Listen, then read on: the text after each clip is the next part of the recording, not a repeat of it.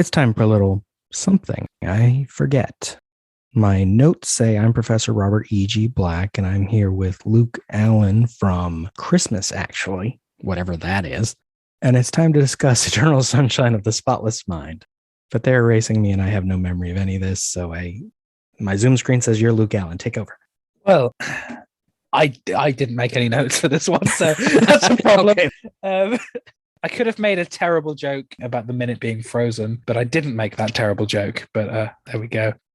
Okay, I'll read my notes. I don't know what they mean. Someone says, come on. And then someone else says, think I heard a crack. It's minute 16 of Eternal Sunshine of the Spotless Mind, in which Joel and Clementine are on ice. Where are they? I've said last time, they're in New York. They're supposed to be in Massachusetts, but they're in New York. And Clementine's trying to get Joel out there. Come on. He says, I think I heard a crack. She says, it's not going to crack or break, or it's so thick. We don't see this scene until late in the script, which is interesting. They changed it so that it came before the jump into the past instead of after. But also there's a little more to it. And it's kind of awkward because Joel says, listen, did you want to make love? Clementine says, make love? Have sex, I don't know what you call it. And he says, because I am not drunk enough or stoned enough to make that happen right now, which makes sense. It took hours for them to drive here. Talked about that last week. And she says, that's okay. And he says, I'm sorry. I just want to say that this seems like the perfect romantic, exotic place to do it. And she says, hey, Joel. He says, I'm just too nervous around you right now. She says, I'm nervous too. He says, yeah, I wouldn't have thought that. And she repeats a line we've heard versions of. Well, you obviously don't know me. And he says, I'm nervous because I have an enormous crush on you. And she smiles up at the sky, the script says. In the film, we go from the wide shot to an overhead shot of like that poster image of the two of them next to the big crack in the ice. Yeah, it was nice when I got the minute to realize, it's the bit from the poster. It's a nice special moment. Yeah. And what I noted a lot of with this kind of imagery, of course, which in the fact that it's used in publicity obviously proves that, someone behind the film was very proud of this shot.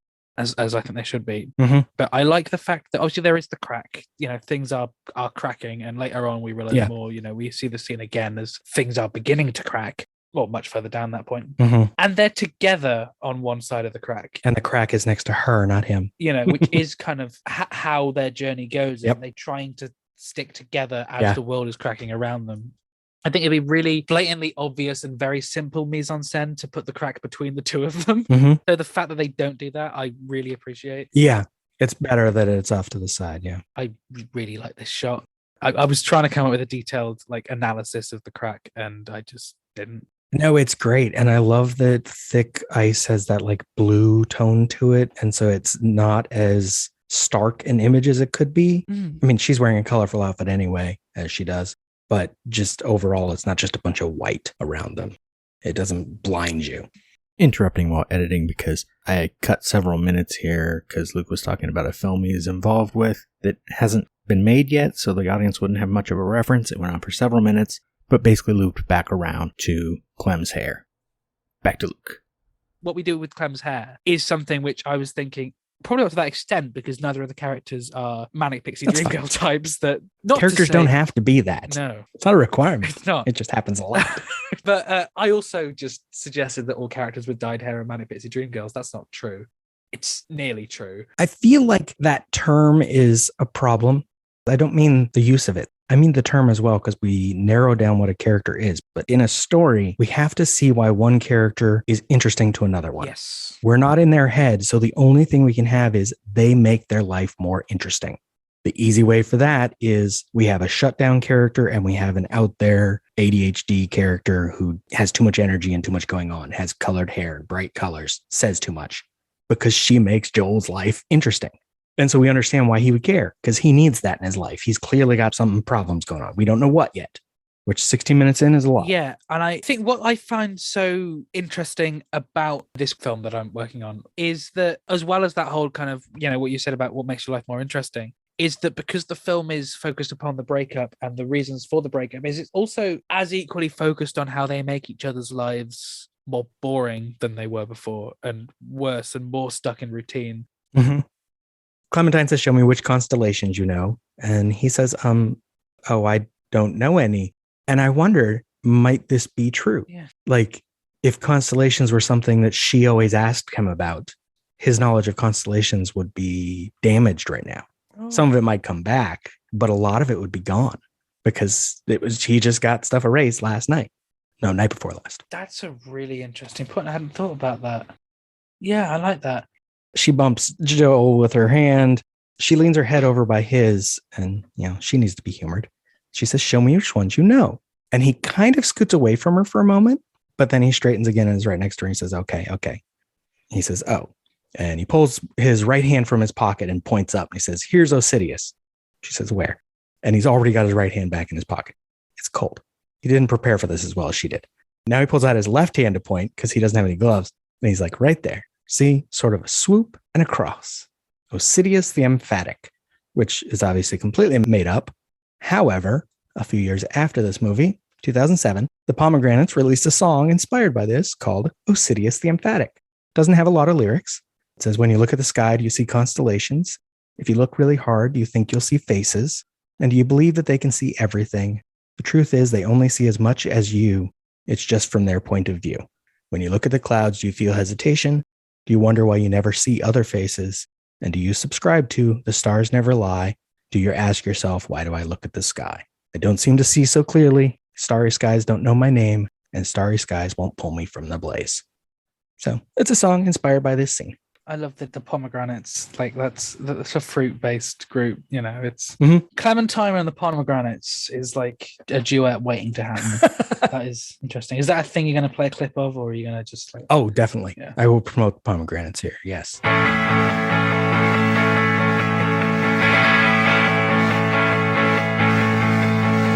When you look at the sky, do you see constellations?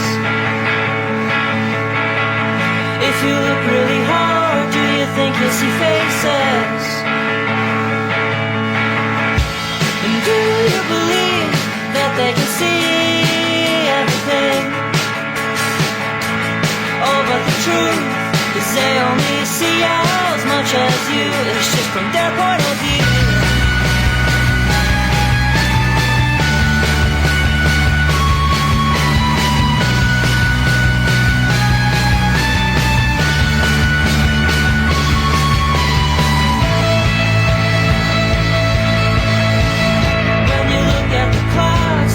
Hesitation?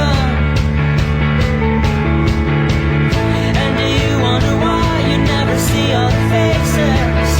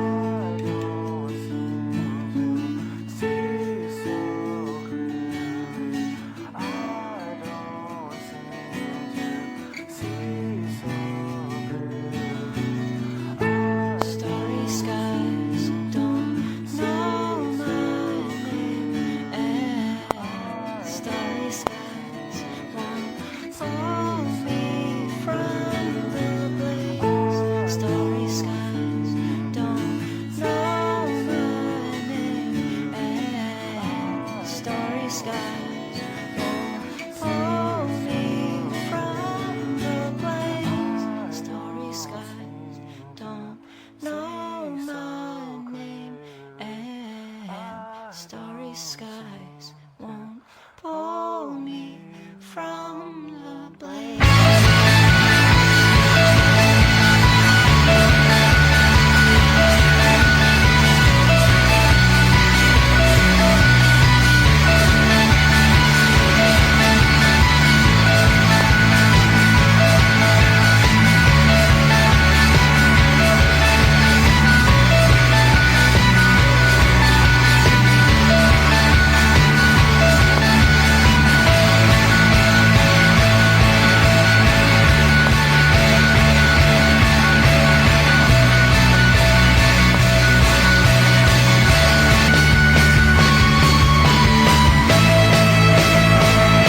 I'm unfamiliar with them until you just mentioned them then. Right. Me too. I was just searching to see if like Osidious ever like came from something, and everything just linked to this scene or people talking about this scene or that song. Cool. And that's cool. It sounds like a name, Yeah. like some sort of Roman sort of name or whatever. We actually stay on this shot for like quite a while, which I love. Mhm. It's such a lovely kind of aesthetically pleasing shot, and like the fact the camera doesn't like push in or anything. I think there's slight movement on the camera. Well, it's handheld. It's handheld, yeah. Even when they use cranes in this movie, they still held the camera on top of the crane. I love how long we kind of stay on that, because I think even aside from like the poster, the film wants us to remember this as like an iconic, memorable moment for them. Right. What we do see, and I'll talk about this next week, we essentially see 4 versions of this shot. We see her with Joel 3 different times, and we see her with Patrick.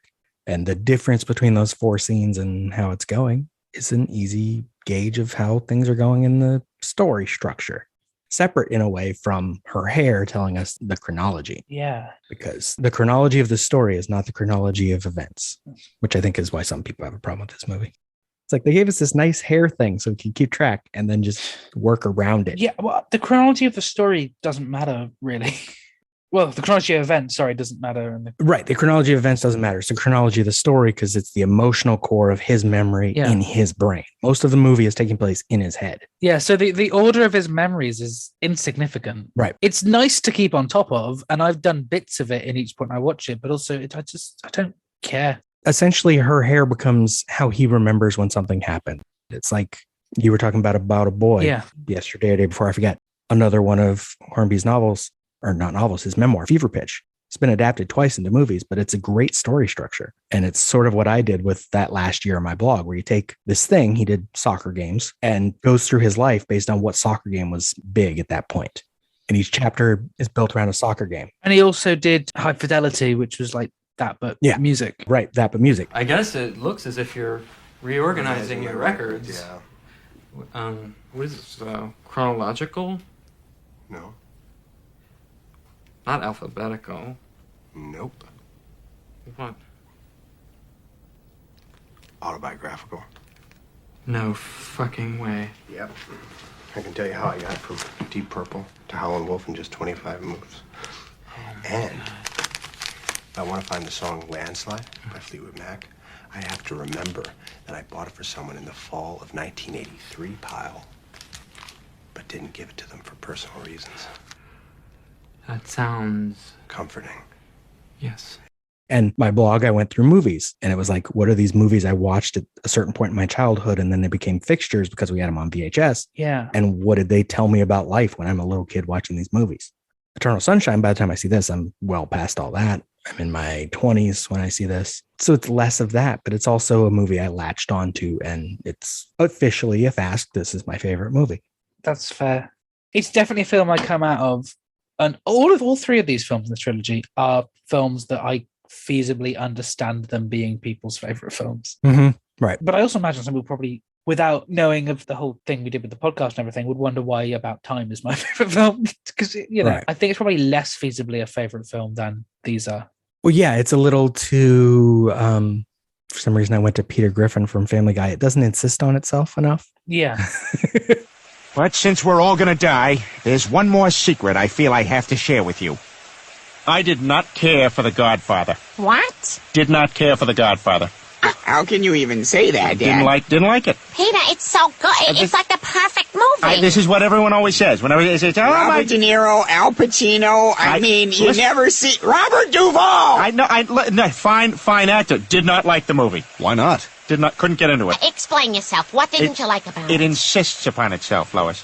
What? It insists upon itself. What does that even mean? Because it has a valid point to make. It's insistent. It takes forever getting in. You spend like 6.5 hours, and then I can't even get through. I can't even finish the movie. I've never even seen the ending. You've never seen the ending? Well, how can you say you don't like it if you haven't even given it a chance? I agree with Stewie. It's not really fair. I have tried on 3 separate occasions to get through it, and I get to the scene where all the guys are sitting around on the easy chairs. Yeah, it's a great scene. I love that scene. Not a great in every annal. I have no idea what they're talking about. It's like they're speaking a different language. That's where I lose interest and I go away. They're speaking Italian. The language they're speaking is a language of subtlety, something you don't understand. These films, I think, insist on themselves just enough. They're pretentious enough. They'll get your attention. Either you're going to love this movie or you're going to be like, yeah, that's not for me. About Time is somewhere in between. Yeah. No, I agree. And I think that's almost the annoying thing in that I messaged you the other day. I've got someone to watch the film that did not like the film. Well, right. And especially she didn't like the first half. Yeah. Which is a problem for that movie because if you don't care for the first half much, you might not be invested enough to enjoy the second half. And the second half is where it all pays off. Yeah. I also genuinely, I appreciate, first of all, her actually watching the whole film because my grandparents, I don't think did. They didn't like it, but I didn't count them because they didn't watch the whole thing. Right. But with her, I have so much respect for the fact that you could step back and acknowledge I liked the second half more than the first half. Like upon a first viewing, I think to view it as separate parts and appreciate, I didn't like it earlier on, but I liked it later on, I think is quite a hard thing to do. It's definitely interesting. Show me which constellations you know. I don't know any. Show me which ones you know. Okay. Oh, here's Osidious. Where? Right there. See? It's sort of a swoop and a cross. Osidious the emphatic. You're full of shit, right? Nope. Osidious right there. Swoop and cross. Shut the fuck up. For the rest of the minute, I love that Clementine basically asked him to make stuff up. Yeah. And then she calls him on it because he says it and she's like, you're full of shit, right? But no, he's in now. And he's like, nope, Osidious right there. Swoop and cross. He does the nice little hand motions. And she says, shut the fuck up. Like, she told him to make it up. Not explicitly, but that's what she meant. It's so sweet. Right. Like, it's a lovely fact that, I feel like if I hadn't seen the rest of this film, but I'd seen this minute, I would instantly understand their chemistry. Yeah, this is them. Who they are. Yeah. She needs something. He humors her. And then she might call him on it not being what she wanted or it being fake. Yeah. And he's okay with it. They're having a good time. Well, at this point in their relationship. Yes. But I think that debatably could be carrying on throughout is that he does what he thinks she wants and she calls him out on it. Right. Not to say that she's the problem, of course. they're both the problems for each other. They both have their problems. In terms of the story of the movie, arguably she's the problem a few times, and that's because it's from his perspective. That's how he'd see it.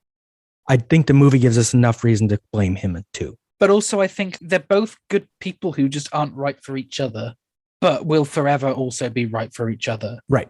They are great at being this, brand new. Yes. And now their life is destined to just be that point in their relationship. Well, and then fail and then come back together, I guess. The question would be, and this will come up at the end of the film, is what happens next when they have a bad spot? Like maybe they have a fight in a few months. They're like, should we just get erased again? Start over? Okay. And they just don't give all their stuff back to Lacuna. They keep like a note. It's like, go to Montauk tomorrow. Every time they just meet in Montauk. Because Lacuna doesn't charge. They can't charge. We've already had conversations about this. It's free. So you do it all the time. Do it weekly. That's what Tim does. Just erases yesterday. Except he always remembers it. He does the opposite. He makes everyone else erase. Kind of a dick. It's a really long-term process. Just gathering them all in. He's just erasing people. Flashback to About Time. The minute ends with Clem asleep in the passenger seat on the ride home. And it is daylight outside, which makes sense because this was like a 3+ hour drive to get to the nearest spot you could get to the Charles River. And they might not have gone to the nearest spots. It could have been a longer drive. It'd take a while to get home too. It's a lovely moment. And it's just, yeah, watching this has made me want to go and watch the rest of that film. More than the others, weirdly. Ex Machina, I'd consider a film that I love way more than Eternal Sunshine. I love all of these, but I think Ex Machina I love way more. But coming out of this is the one that I am most like, I need to watch this week. Yeah. And maybe I will. Well, it's like them. They need to be in this relationship because this scene works. Yeah. It shows you why they're getting along and how. Yeah. So that you will understand everything to come. That's the end of my notes, I think. And next week will get very interesting. And the week after, we finally get, the credits. I forget how late the credits are into this film. Mm-hmm. Yeah. With one of my favorite transitions in film, cutting to him crying in the car. Oof. Oh, yes. I am definitely watching this film this week. I am remembering so much.